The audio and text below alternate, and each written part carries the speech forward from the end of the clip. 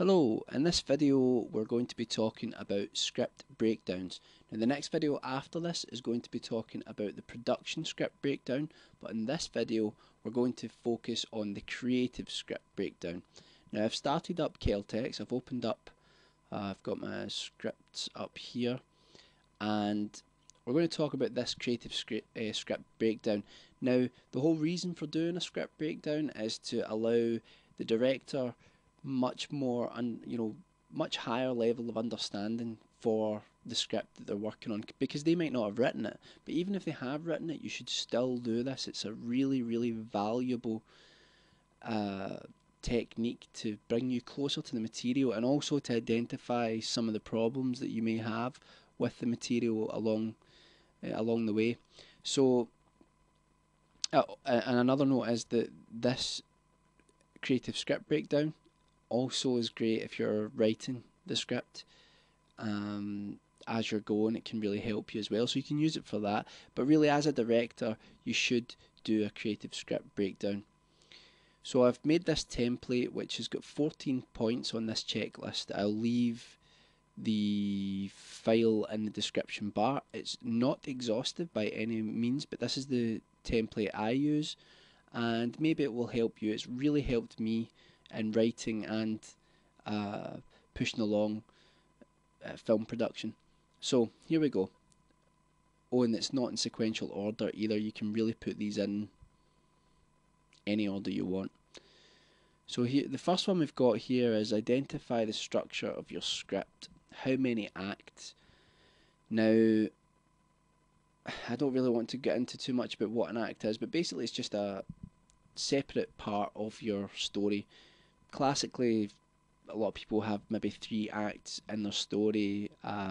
Setup, then you, in the second act, you introduce a problem, and in the third act you resolve that problem. But some scripts have 5, 6, 7 acts. Each act is just basically a separate section of the script that has a distinct purpose and function. This is really identifying the structure of your script and structure of your story. It's really a good idea to do this, because it might help you identify bits that aren't needed or bits that need changed.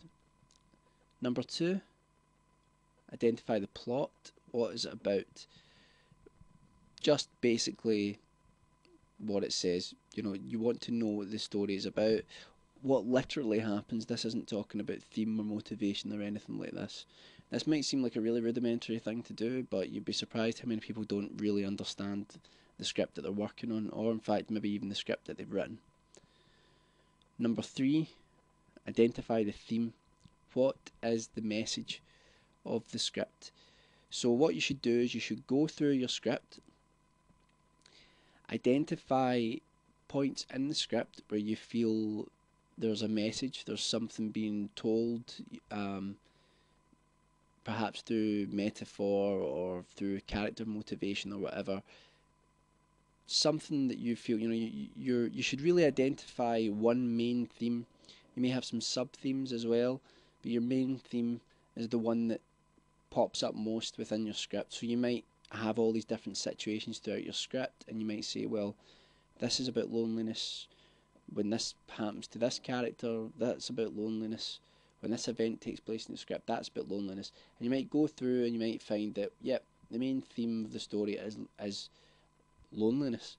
You may also identify other themes. It's good to do this because you can highlight these themes within the script and when you're making the film.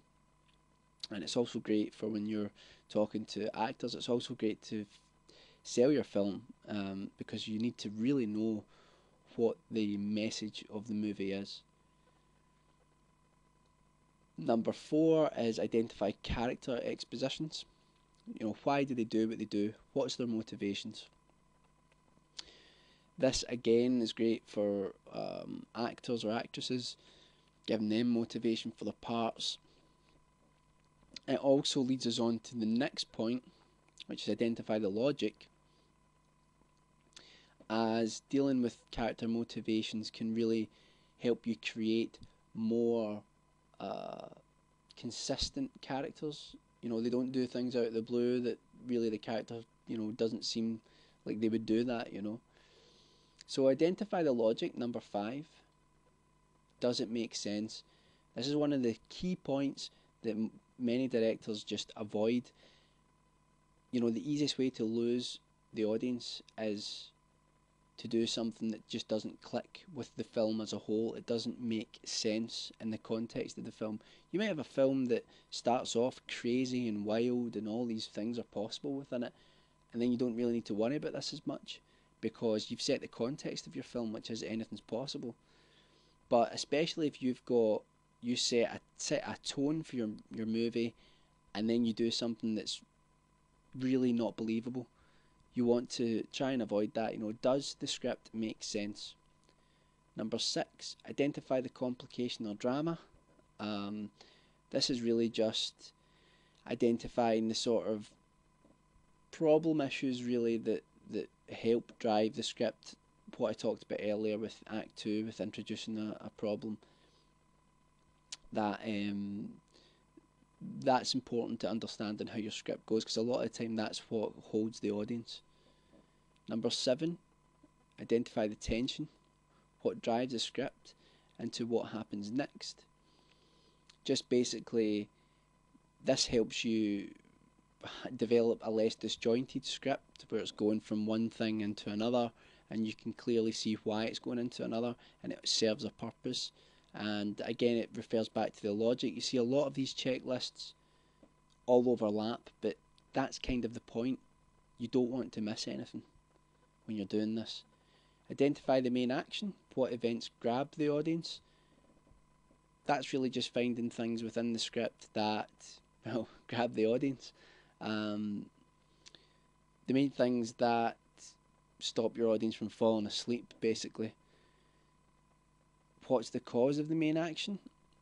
Again, this can lead back to the tension or complication or drama that we talked about earlier, but sometimes it won't lead to either of those. So, it can go back to the logic as well, knowing what drives the script, but what drives these events that are so important. What's the result of the main action? Again, that's quite self-explanatory. Again, where does the main action lead to? Where do these events lead to?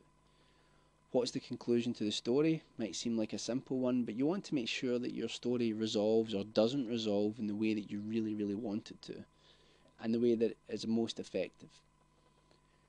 Number 12, who's the most interesting character? Now this is really important because often you might end up with a really interesting supporting character and not a very interesting lead character. Now as a director you might decide to beef up the part of the supporting character, or you might just realise that you've got to make the main character more interesting and give them more to do.